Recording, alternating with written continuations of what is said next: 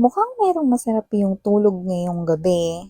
Kaya may energy rin na mukhang merong hindi nakakatulog ng maayos, hindi lang ngayong gabi, kundi parang madami ng gabi. Hmm. Siguro parang papunta na siguro sa panda bear ang kanyang eye bags. O pero mantakin ninyo, ang panda bear, mas cute pa rin talaga, no? With that black na circle sa kanilang eyes, no? But this individual right here, syempre hindi siya panda bear. Okay? So, hindi ko rin naman masabing cute siya. Pero I do see na mukha na talaga siyang haggard. Yan. Sino ba tong haggard na to? Meron ditong energy na nakakatulog ng maayos sa gabi. And I hope kayo yon mga mahal, no? But there's also an energy right here. Losing sleep.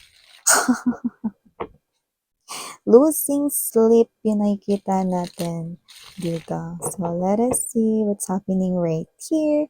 Thank you so much again for always being here with me, sweethearts.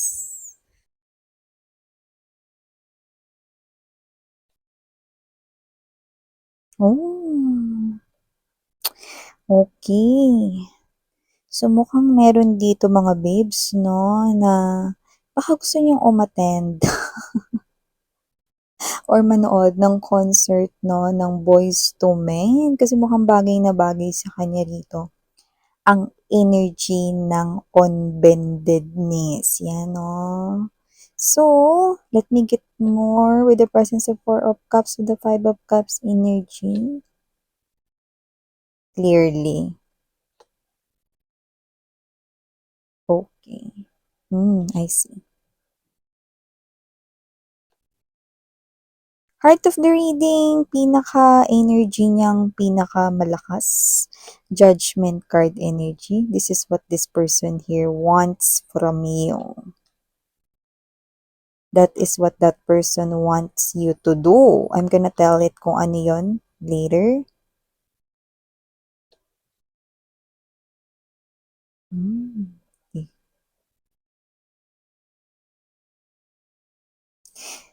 Hmm. Okay.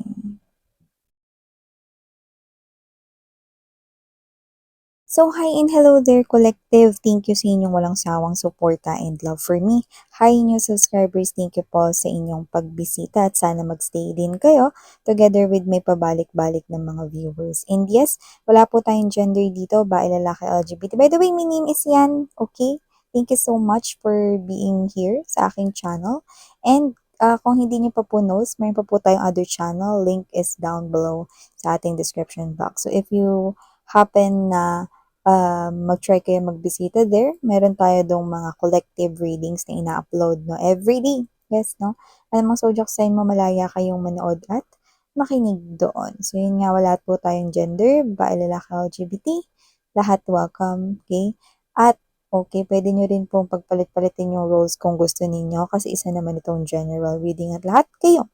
At the end of the day, may free will na pwede nyong gamitin anytime, anywhere. So, let's talk about this, no? So, nakita tayo dito ng energy na huwag na natin masyado aksayahin yung panahon natin kaya pag-usapan na natin to agad. So, kung sino man tong energy na to, mga mahal, na this person right here, yan. So, kung sino man siya dito, lumalabas ito na energy ng inyong strong judgment energy is also an indication that this is your ex who wants you to return, no, in his or her life. Strongly. Ito yung kanya ritong dream. Pangarap niya ritong bumalik kayo, no, sa buhay niya. But with a very strong nine of wands energy, seven of wands, no, posibleng nag-try na rin ito na makipag-usap sa inyo, no, pero maaring itinataboy niyo siya or paulit-ulit niyo siyang nire-reject or tinatanggihan. May mga indications dito. So, kung kayo ito, na kung feeling mo, reading mo ito, you feel so connected and feel so drawn sa reading na to, then your energy is this. Like, ayaw mo nang makipagbalikan sa kanya, it's over na, miss yan, matagal ko nang tinuldukan ito.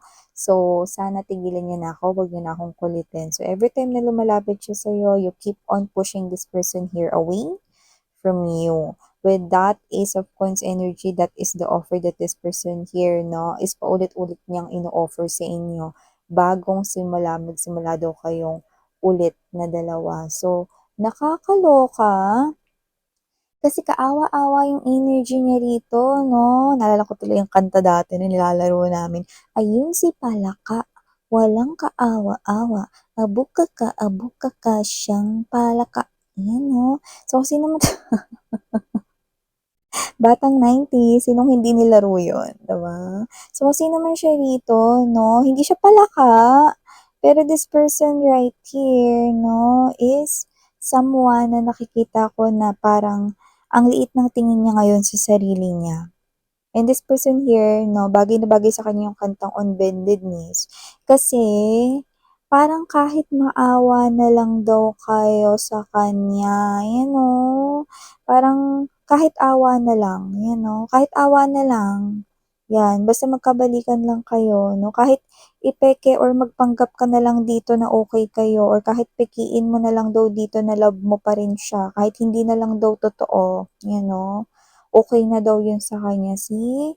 Such a pity, 'di ba? Kaya kung sino man 'tong energy na 'to, 'no, kaawa-awa talaga siya. Eh, so ito yung hinihiling niya dito kasi you're pushing him or her away na, eh, 'no? So parang you don't like him or her na, 'no, back into your arms. Kaya naman, ito na lang yung gusto niya kasi sabi ko nga sa inyo, ito yung dream niya, ito yung pangarap niya, 'no? Magkabalikan kayong dalawa pero parang ayun nga, ayaw mo na rito kaya naman ito na lamang yung gusto niya ritong hingin, 'no? So parang ay go. Ayaw ka niya talagang i-let go, yun yung energy. So, parang ayaw ka niya ritong bigyan ng kalayaan talaga, ng katahimikan, ng kapayapaan na hinihiling mo sa kanya, no? Kasi even though this person here is showing some kind of pitiful, this person here is also appearing as someone greedy. Wanting you to get stuck, no? Dito sa situation na to, no? Or to get stuck into this type of situation right here, I mean.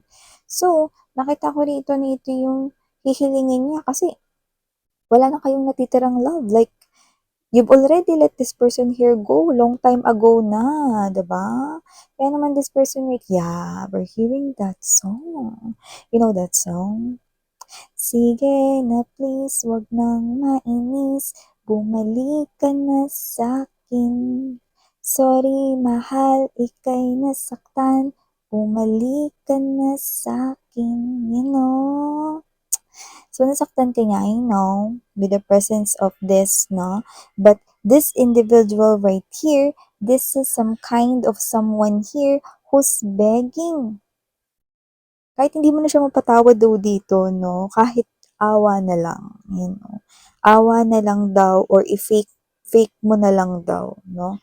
Na love mo pa rin siya, na like mo pa rin siya or whatever, kahit i-fake mo na lang daw lahat ng yon. Okay? Okay lang. Yan, see what a pity energy. Yan, no? So we have here the Six of Cups right here, a Seven of Swords, no, Four of Swords, no. Ang nakikita ko ito na magiging sagot mo rito is baliw. Babaliw ka na ba? Yan, no. Gusto mong ganun yung gawin ko? Yan, or parang kayo to yung iba, maaaring mag-react kayo ng ganun, or pwedeng sabihin nyo yun, no, like lalabas sa inyong bibig or sa inyong lips yung mga words na yun, or pwedeng kayo to, no, na maisip nyo lang yun, babaliw na to, no, or yung iba naman sa inyo, parang deadmahin nyo na lang, no, kasi like, you do not care for this person here. Kung ano man nararamdaman niya, you do not care. Kung ano man rito maging mangyari sa kanya, you do not care. So, you totally do not care for this person here, no? Not anymore. So, nakita ko rito that this person here is maaaring gumagawa na ng action pero waipik, no? Walang dating sa inyo.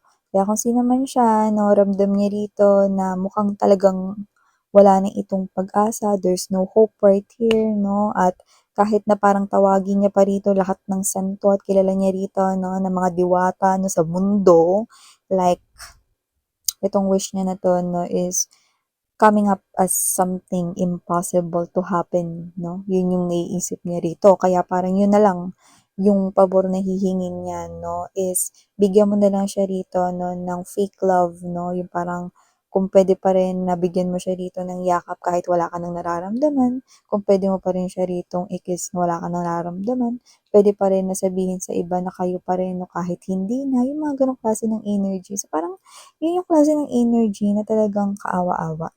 'Di ba? So I do see that this person right here is regretting it big time with the Five of Cups energy kung ano man yung nagawa niya nun, no?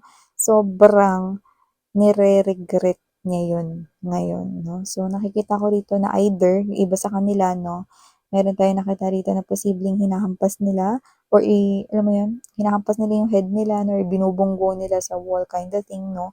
So parang it's like they're also hurting na rin, no, yung kanilang sarili dito. Pero huwag kayong mag-alala, wala namang suicidal thoughts. No? Pero yung alam mo yung parang, siguro trinay niya rito na parang suntok-suntokin yung sarili niya, no? Pero wala naman nag-try mag-suicide, kaya no worries.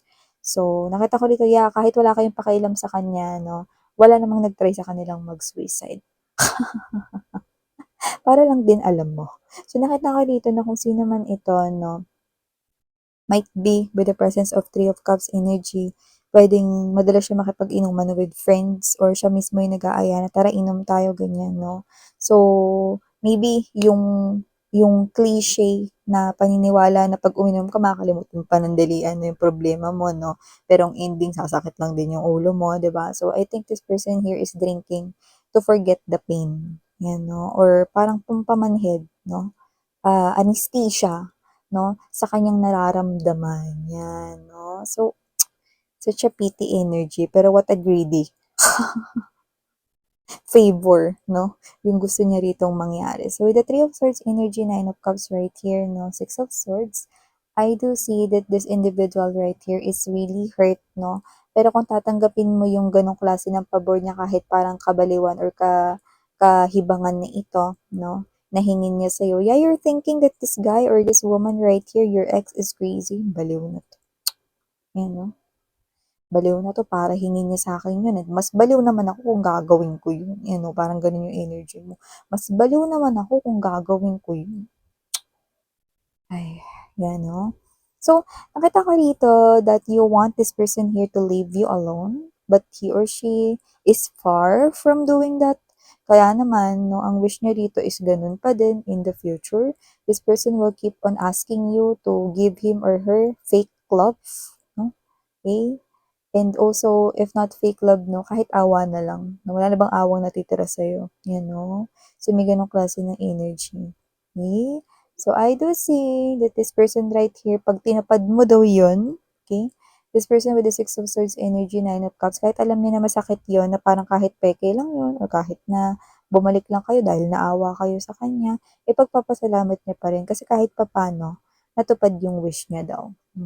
No? Pero yun nga, no? Well, nakikita ko rito na malabong matupad yung wish niya. Hmm.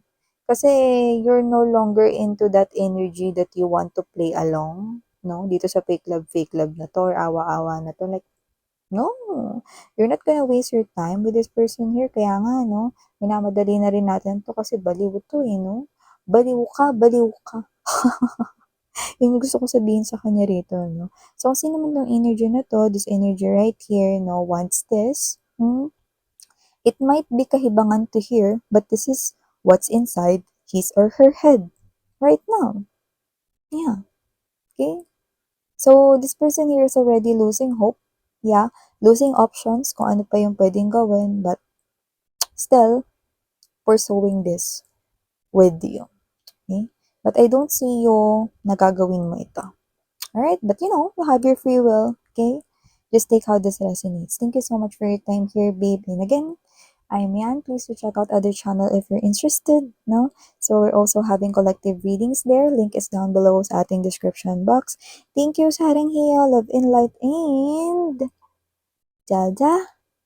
Good night. Annyeong.